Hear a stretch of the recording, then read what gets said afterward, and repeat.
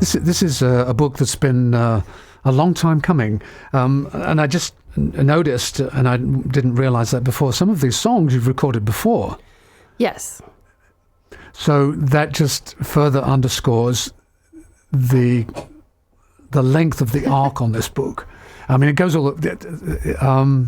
let's try to do a sort of paraphrased introduction to you for people who don't know you. Sherry was part of a very successful rock band in the 90s, had hit records and toured Europe and all of it. So when I say successful, I mean successful. You know, she's up there with... in fact, she can boast that Ringo Starr kissed her hand. That's true. That life, while it was fun for her, she said, felt somehow not entirely fulfilling. And in order to address that feelings that she had, that she wasn't doing what she really should be doing, and forgive me for paraphrasing this, Sherry, because I'm sure this is not entirely accurate, but Sherry she quit the band, she moved to Nashville, and ultimately went to seminary. She's now an ordained minister, and at the time that she spent in seminary school, she began researching stories about women in the Bible, stories that, for the most part, have either been completely obliterated, is that a fair term? Hidden, buried, for sure. Yeah. Alluded to, but not really fleshed out to the point where the stories that you tell, you think, well, as you said in the introduction, resurrection is a powerful theme in the Bible, and your book is an attempt to resurrect what you term forgotten stories. Yes. And really bring them into the conversation of faith and bring them into the repertoire of stories that women can see as foundational for their lives. It's interesting it's really been over the past 3 to 4 decades that women became biblical scholars. I mean, it really wasn't possible before the 50s, because women weren't really welcome in higher institutions of academia in terms of, becoming teachers and doctors and that kind of thing. Or they were, but it was pretty rare. So women, as they became biblical scholars, they began to interpret Bible because this had been a male-only profession for such a long time.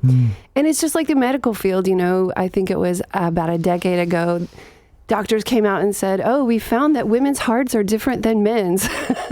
We didn't know this all this time because they had only used men as the primary body that they studied. And so the same thing is happening in the world. The same thing is happening even in the pages of the Bible. In the world, as we dig up bones from the past, archaeologists are now retesting those bones because it was assumed that the warrior bones they were finding were male. And now we're finding, oh, wait a minute, there were some of these elite warriors, leaders that were actually female, even in Viking history and Mongolian history and African history. This is happening. And so we're starting to wake up to this understanding that history is different than we may have convinced ourselves, and especially in the pages of the Bible. Well, it's as you said, and of course it's a truism that the victors tend to write history. Yes. And so... And the winners write the history. That's in one of my songs. I know it. Because in some ways that's the essential thesis. Mm-hmm. That... But to say that is to suggest that there's this sort of ongoing war between the genders, and and there doesn't have to be, Well, if you look at there's that quote from Jimmy Carter, right, violence against women is the former president said violence against women is our most significant humanitarian issue, according to the WHO and the United Nations. And this is a global statistic. 1 in 3 women experience sexual or physical violence in their lifetime. So to characterize the relationship between the genders as a war is not really overstating it. Historically, yeah, and in certain parts of the world, and even in America, it still is a tug of war. But I think that we're really waking up and understanding that to follow women's leadership, to follow a woman, even biblically, following Deborah into a battle for freedom. I think someone, it might be in Midrash somewhere, but someone qualified her as finally a leader that can fight at the iron gates of Canaan. So it's biblical that we follow women's leadership, even into impossible battles. It was an impossible battle that Deborah was fighting. They had no weapons, and they were up against this highly fortified Canaanite army, and yet people still followed her. And then she puts a curse on the ones that don't follow her, which is so good, classic. And that song we just listened to, that's to explain for people listening, each one of the chapters in the book, and there are 10 chapters, each one devoted to a different woman. There's also a song related to each chapter. Yes, yeah, a song that's song written. We just listened to is related to the chapter on Deborah. Yeah, she was on my mind for some reason. The songs really are written from my sort of take on the woman's perspective. And so it gives you a poetic look, a creative look at the story. And then you read the story in the text, and then you read my chapter. And the chapter really is my experience with the story and how the story changed me. And then I offer ways in which women can interact with the story and use it for healing, use it for empowerment, use it for spiritual development. And we go pretty deeply into women's experiences with religious oppression, with wounding, with shame, with just feeling as if you've been treated inferior your whole life because of this traditional Christian belief that women are inferior. And it was really shocking to me when I was researching the book. I've been researching it for probably 8 years, and that's why it's a long trajectory. And I've been playing these songs in workshops and conferences and groups for 7 years. And everyone would always say, well, where's the book? But the book required an enormous amount of research. And I worked with a biblical scholar out of Louisville Presbyterian Theological Seminary, Johanna Van Wyck-Boss, who's world-renowned Hebrew Bible scholar. And she had me come and be the artist in residence there, and we co-taught this class on these stories. And so we got to go a lot deeper into these stories, and I got to hear her original interpretations of the stories. And we brought in a lot of biblical scholarship, mostly by women, on these stories. And what we found is that it's shocking how hidden so much of the information about these women has been, mostly through intentional interpretation that hides what's exquisite about women. And sometimes it's, turning a feminine participle in Hebrew into masculine intentionally. But sometimes it's just saying that the stories aren't important, or they're just, you don't go to those places in the Bible because we don't understand it, And that's why I call it wild, because we're going into the wild, uncharted, unexplored regions of the Bible. And you're being led there by someone who's been a pastor for 12 years. So we're going to go, you're going to be following a shepherd into these stories. So it is a very compassionate and gentle excursion into the stories. But it is a transformative experience when you walk around in the stories. Because my feeling is when you interact with sacred texts, it does change you. And when you walk around in these stories as an observer, you can't walk away unchanged, whether you're male or female, I think. But it is so interesting when you start to see that there's so much more to this old story, this Bible that's the best-selling book of all time, than we have actually explored. We've only explored like a small portion of it. And I think that's what institutionalized religion, often does, is it creates one narrative, which is the overarching narrative, and says, this is how you're supposed to look at it. But there are many other ways, there's a chapter in there about how we look at history.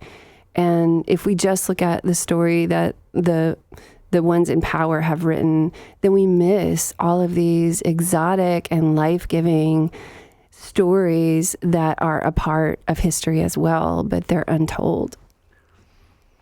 Well, the first thing that occurs to me to ask you is, this is, I think, regarded by almost universally, the Bible is regarded as an inspirational book. Yes. Why is it that the writers apparently sideline 50% of the population? Well, I talk about that in the introduction, and I don't dwell on it because there's a great book out right now called The Making of Biblical Womanhood by a historian, Beth Allison Barr, and she really does go into depth about how this happened. But I did touch on it a little bit, and this is easy to find. There's a lot of academic work on it. But a lot of our church fathers, the men we call church fathers, which were great men and have inspired, people through the ages, Augustine, John Chrysostom, Thomas Aquinas, which was later, but he became a doctor of the church. They all felt very negatively about women in general, and about surprisingly so, actually, in the case of St. Augustine, for one. Yeah, it's so sad. But do you think? I don't think it's like he didn't. Is that a cyclical thing? Is his attitudes a reflection of the culture in which he was living? Yes, and so he's reflecting them as much as he is advocating them? Yes, and Elizabeth Clark has a book called Women in the Early Church, and she really goes into depth in an ambivalent way. She tries to not take sides, but she heavily researched the sayings of the church fathers and their attitudes towards women, and trying not to pass judgment on them, but, I think Augustine said that women did not possess the image of God, that they could only achieve access to the image of God through sexual union with a man. And that was a belief that has really gotten deeply into the DNA of our culture. Well, how is it that women were able to become nuns then? Well, they're under the head of the church. They're under a male. There's not an equivalent female pope. So Elizabeth Clark goes on to say that for women who practice asceticism, which is, a non-sexual life, such as a nun or a woman who dedicates herself only to the church, she can achieve the image of God because she has denied the carnal. So this is like... Well, at least in the Catholic tradition, the notion that you sort of marry God, right? Yes, when you become a nun. The church fathers thought if you were a woman and you went the pathway of asceticism, then you were exempt from this whole having to, be in union with a man. So it's always about a male access. Males provide access to the image of God. Yeah. And so that's gotten deeply into our culture. And, we even see it now in so many traditional Christian doctrine that a woman is held back from leadership, or she's held down, or she's, she may be loved and cherished, yes, but she also has a ceiling on her potential. Contained. Yeah, she's contained.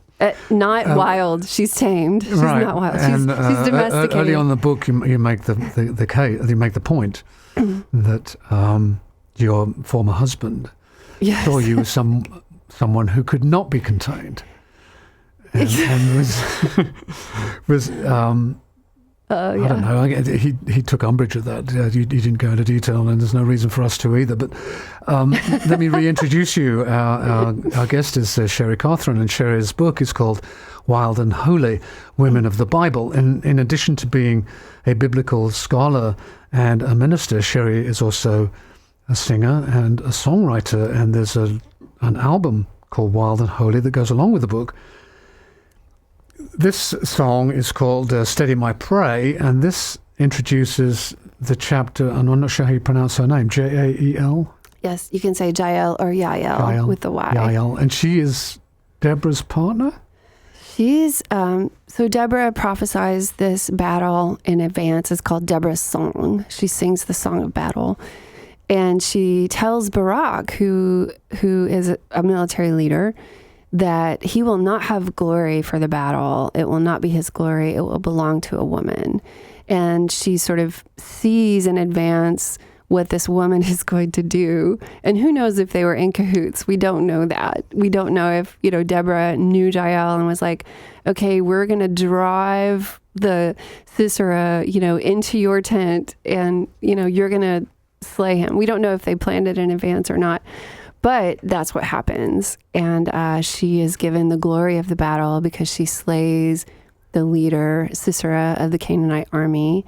In a very female way. She entices the guy, or at least it could be framed that way. Well, she enticed the guy into the tent. Yes. And he thought it was safe because she's from a tribe, the Kenites, who were neutral.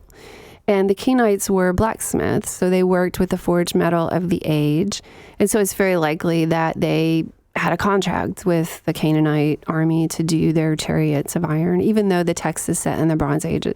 It's the Bible's that way. Sometimes it overlaps. So because she's female, you think he didn't regard her as a threat? Was that part of it too, or not? Maybe.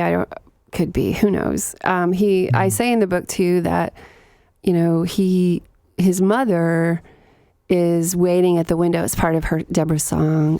His mother waits at the window. She's worried for his delay, but her servants come to her and say, oh, don't worry. He's busy raping and pillaging. And then they say 2 women for every man, which Johanna translates as 2 wombs for every man. So he has a reputation, apparently, for raping and pillaging. And so it could be that she was frightened for her life, and she gets him before he gets her. Right. But anyway, we see a reversal in the story because she is not the spoils of war. Sisera becomes the spoils of war, and she penetrates him with this tent peg. She's a blacksmith, so she has a hammer and a peg, and she hammers it through as if she's hammering down the edge of her tent, It's a very Gothic tale, really. It is. It is. It's great. And then the song Steady My Prey is kind of playful because Deborah's song is playful. If you read the song in Judges 4 and 5, it's she has a little play with the Sisera character. So yeah, it's a great story, a great read. Great song too. Yeah. This is our guest, Sherry Cothran. It's called Steady My Prey.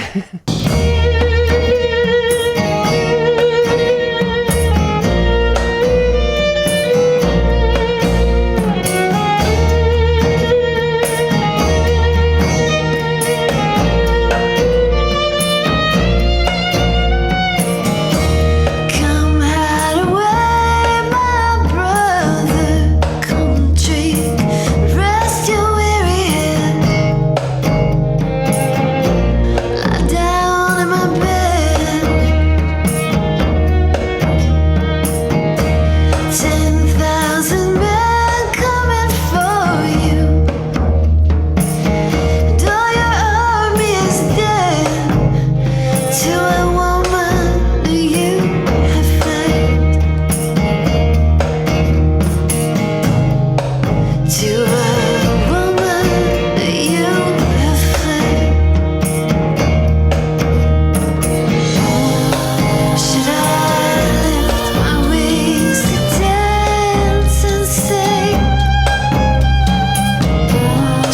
spread my wings and let you have your way. Oh, I lift my wings to fade sheltering while I steady my prey. While I steady.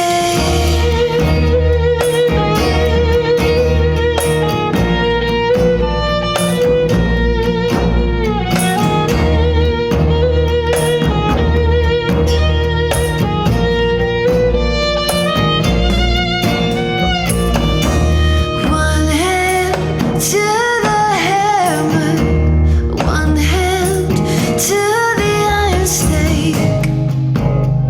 No protest did you raise? Your mother waits at her window. She's worried for your delay. 2 women for every man, her friends will say. Yeah, 2 women for every man. Hey.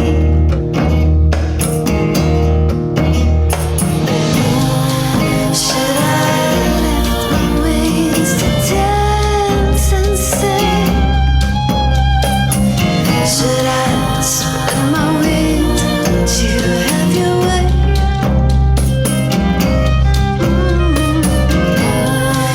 No, I will lift my wings to fade sheltering while I steady my prey. While I steady.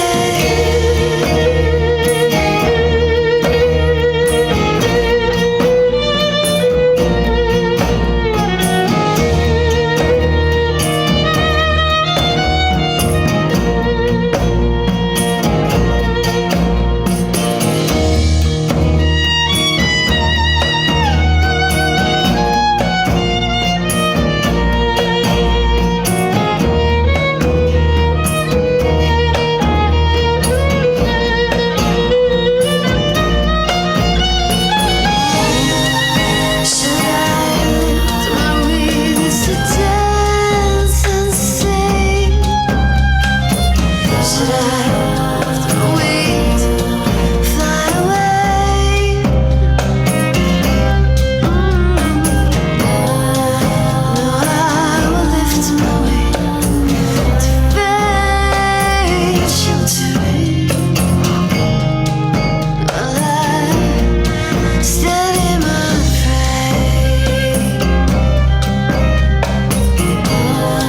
Should I lift my wings to dance and sing? Should I spread my wings and let you have your way? No, instead I lift my wings to fade sheltering while I steady my prey. Yeah, steady my prey. While I steady.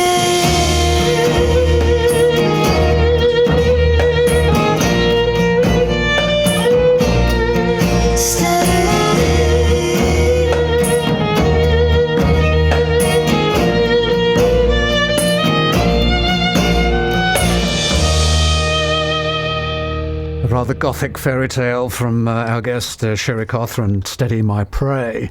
Prey is the name of that. The album is Wild and Holy, goes along with the book.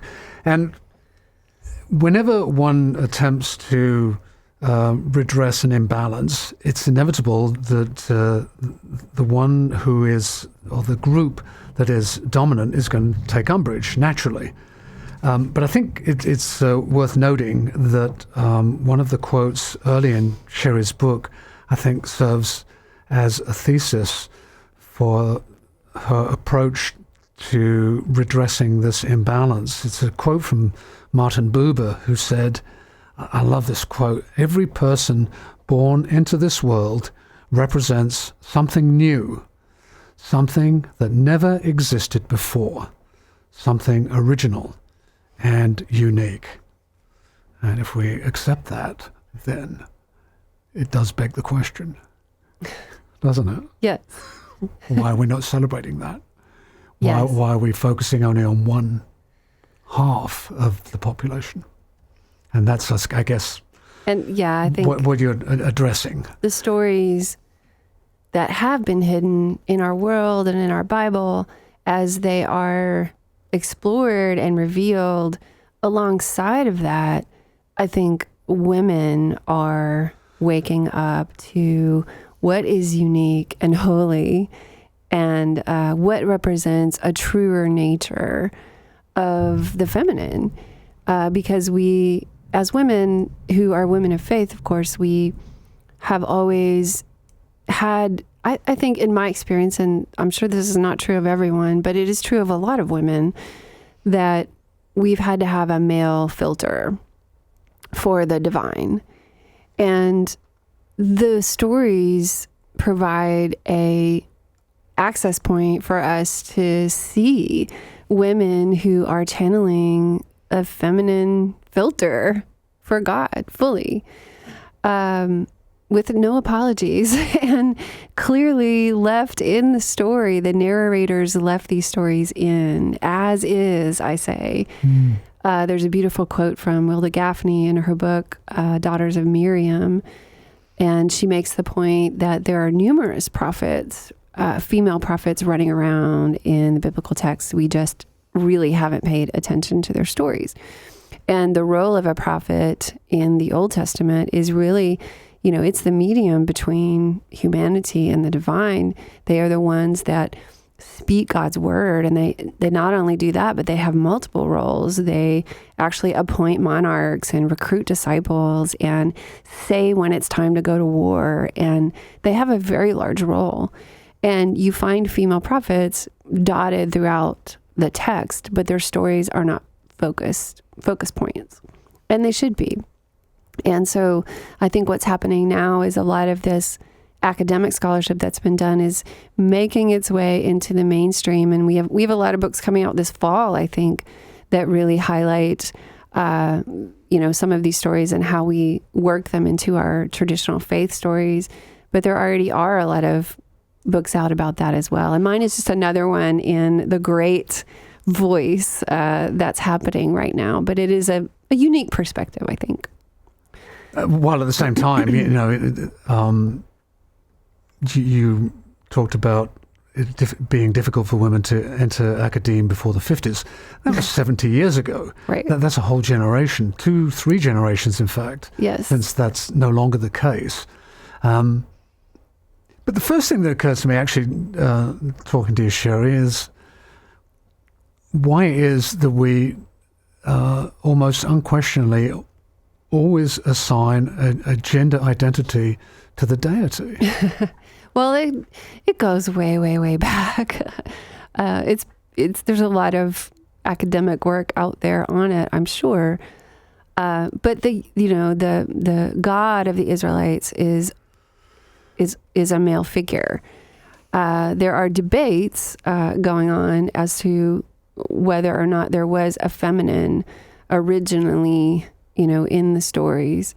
But we do find a feminine presence with God in Proverbs chapter 8. We find woman wisdom, who has a whole chapter dedicated to how she was with God before the creation of the world, and how she was dancing before him, and she was his daily delight, she says, and she was divinely appointed to be the presence of God on earth and build wisdom's house. She said she's the master carpenter. She builds wisdom's house, and humanity is supposed to come into her house. And so she becomes this she's the creation, God's creation, and she's the feminine presence that guides humanity. So I think for me personally, I can see that our gender constructions for a divine are very limited, and I don't tend to think of masculine or feminine when I think of a divine. I think of presence and creation and creator. But certainly, we will attribute gender because maybe it's easier, or, maybe we have more of a patriarchal construct for looking at the divine. But, the divine is always there. It doesn't really matter what gender you attribute to the divine. God is there, so it doesn't really matter to me.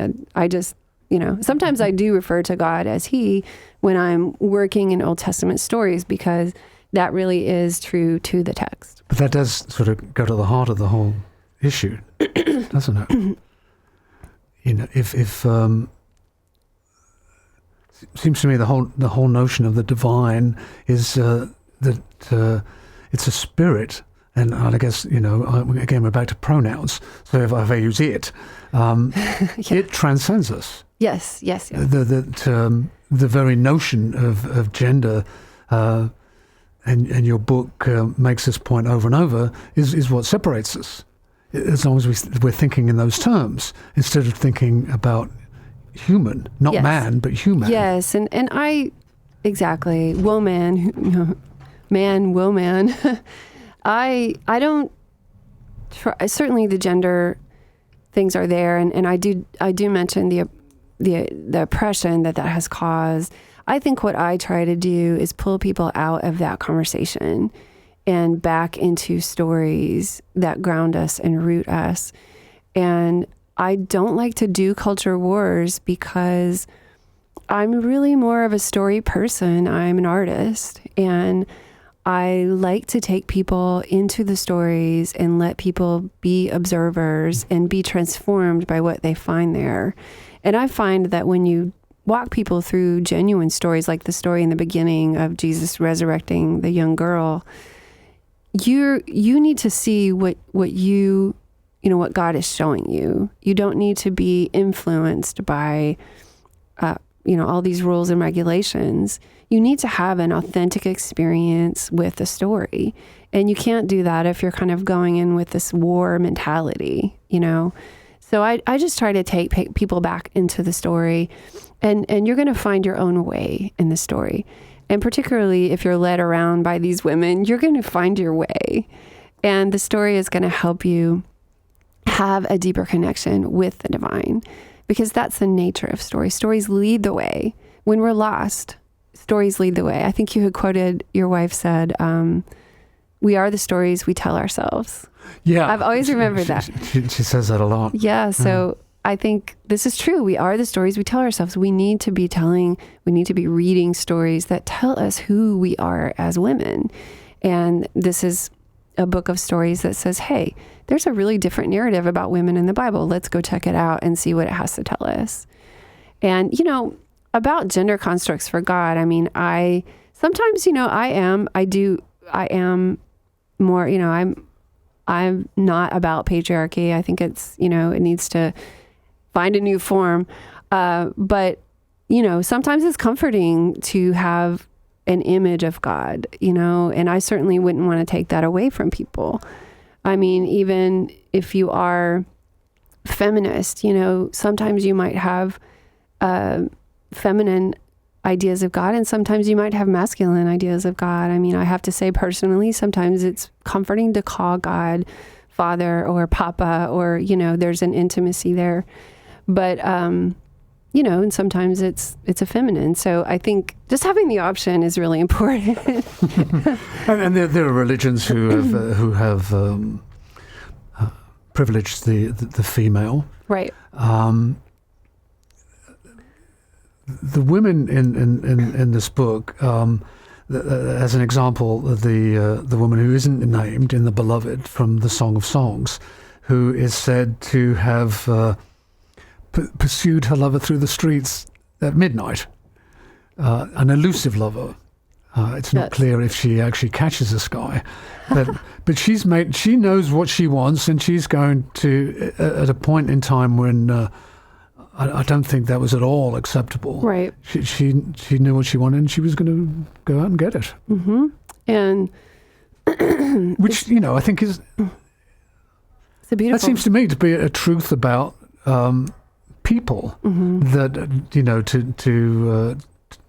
to frame genders as one being weaker, softer, gentler, it hurts both genders, I think, when you start thinking like that. Yes. And I think, we're starting to understand with so many women who are in leadership positions today that feminine leadership looks different. It just looks different. Mm. It doesn't mean that it's stronger or weaker. It's different than male leadership. And we just haven't had enough of it to quantify it and say, this is what it is. But we are getting there. And I think we're getting to the point where we can open our minds a bit and say, oh, this is what it feels like to follow a woman. It feels different, but it's also good and also strong and powerful and fierce, but there is also something very different about it as well. And so, I that's kind of the perspective that I take. We have to learn, we have to train our brains what it is like to follow a holy woman's voice. It's not comfortable at first because you're learning something new. But being a female pastor for 12 years, I can say that, it's been very hard to lead as a woman because people's brains are not really geared for that. It's really? Not that it's not possible, but it's hard. It's very hard. And I'm an 8 on the Enneagram. So because you're not, and it never seems to me that you are in any way a threatening presence. You're well, I've been called a velvet fist. So what that means? That's what people call me. Well, that seems to me an expression of fear. Maybe so. I don't know. I wanted to play the song 10,000 Charms for one reason, because of, again, the wonderful violin playing by your friend. Yes, Connie Elliser, she's amazing. She's has been the composer in residence for the Nashville Symphony, and she's written for the New York Ballet, and she's written all over the world, composing for orchestras, and just beautiful, beautiful stuff.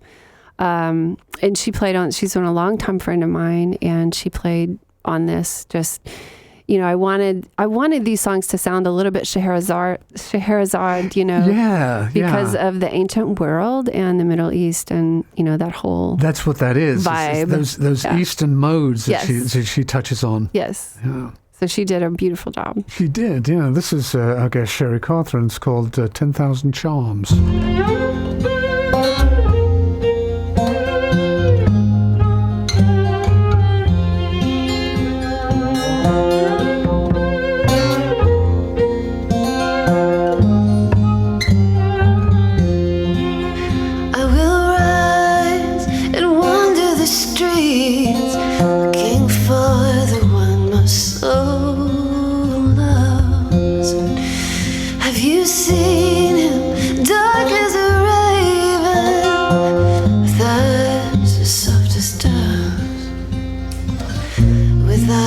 As soft as stars.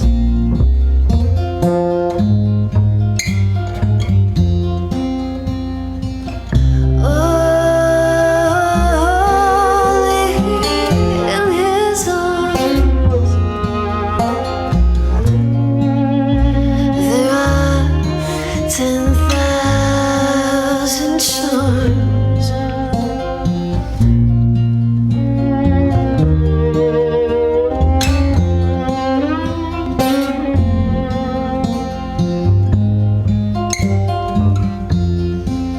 Let me kiss the kiss of his mouth till the shadows flee. Winter's over, the rain is gone.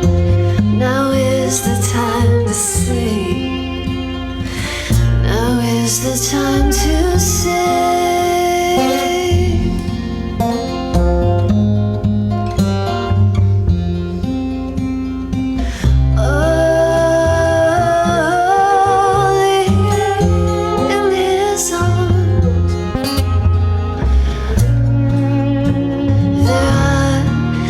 10,000 charms.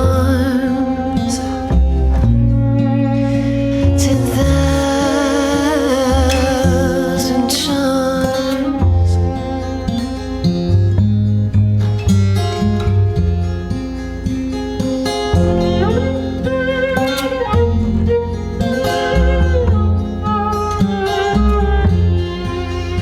Oh, awake, north wind and calm, blow upon my garden sweet. Let its fragrance reach my dear one. Let him come and deeply drink. Just let him come and deeply drink.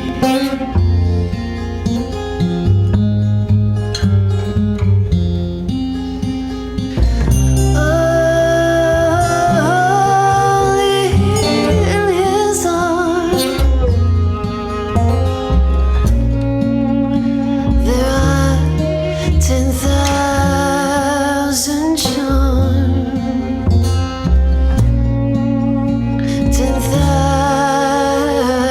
10,000 charms.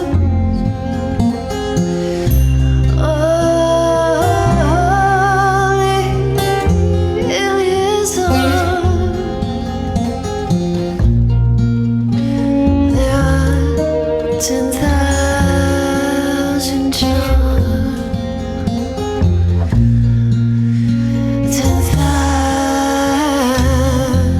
10,000 charms. 10,000 charms.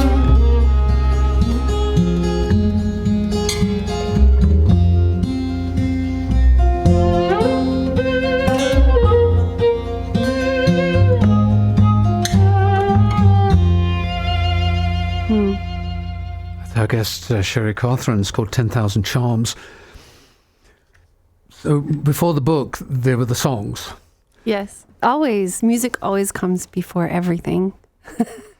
In order to write these songs, it seems to me that you have to kind of contain or synthesize a much broader story. It's the nature of songwriting, isn't it? I've had that conversation with Elizabeth a lot too about how much you can actually say in a song. I think you can say a lot in a song while not saying very much. It's more, what, as you were saying before, in the whole notion of storytelling, whether you allude to things and then let people draw their own conclusions. Yes.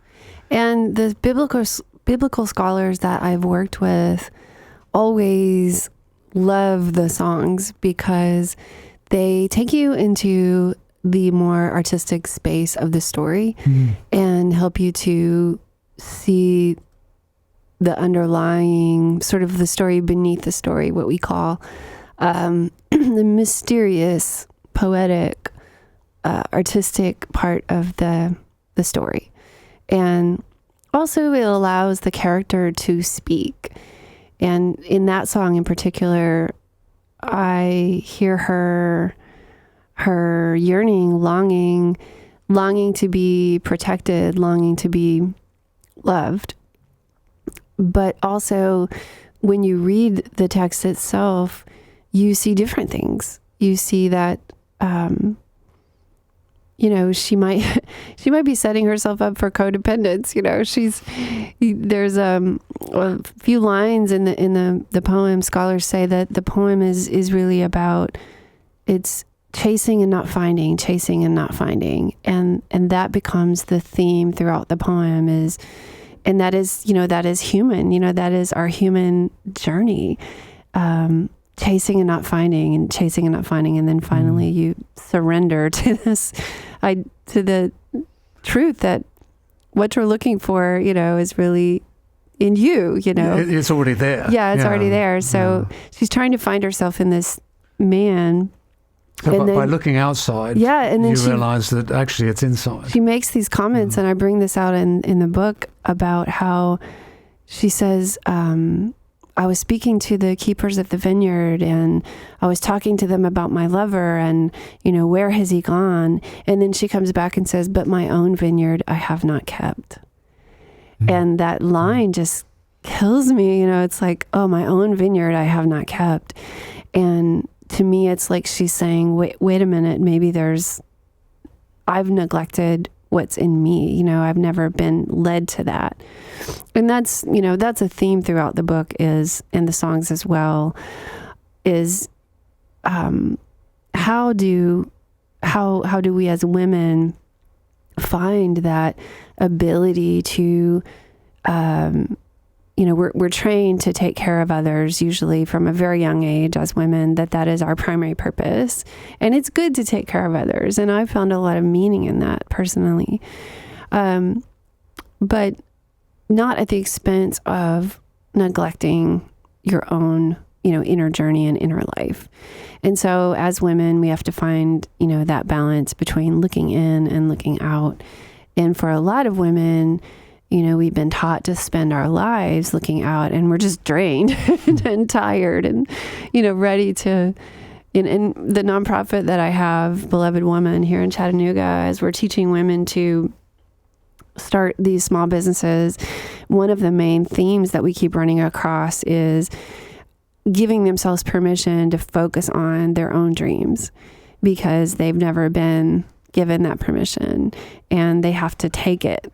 And so we're learning how to take that permission. And that's the theme in the Song of Songs, I think.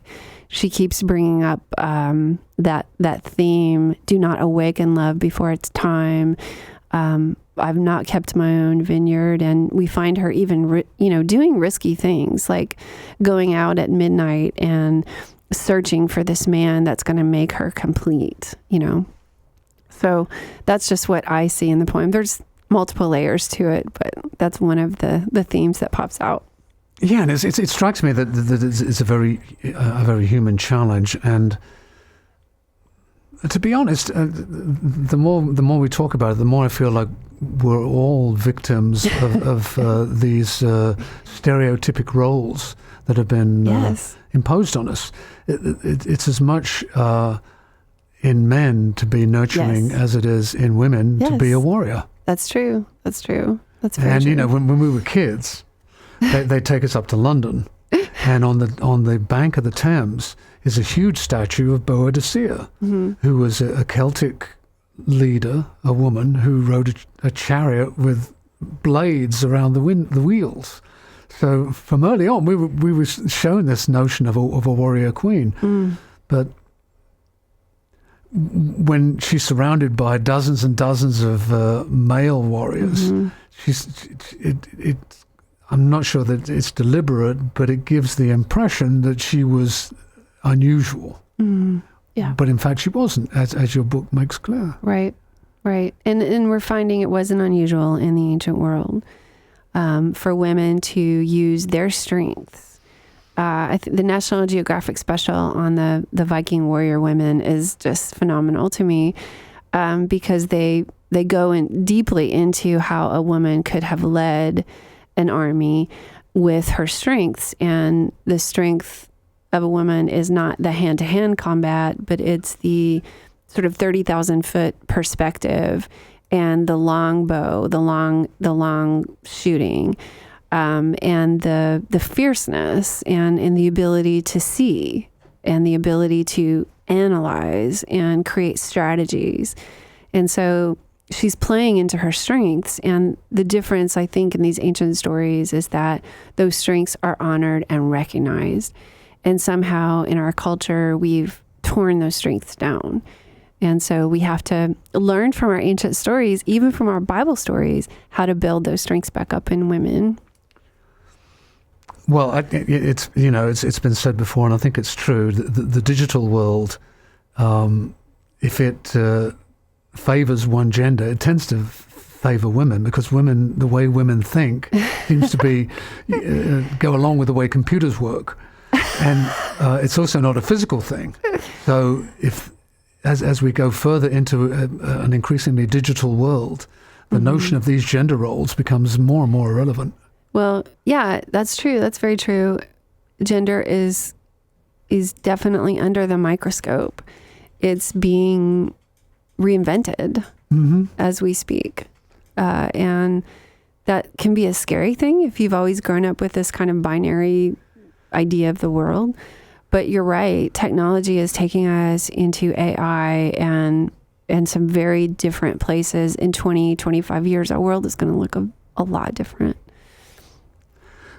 I love the combination. This collection of songs, which are beautiful to listen to, along with these stories that you share with us. I mean, obviously, I'm not a scholar in this field, so this is all new to me.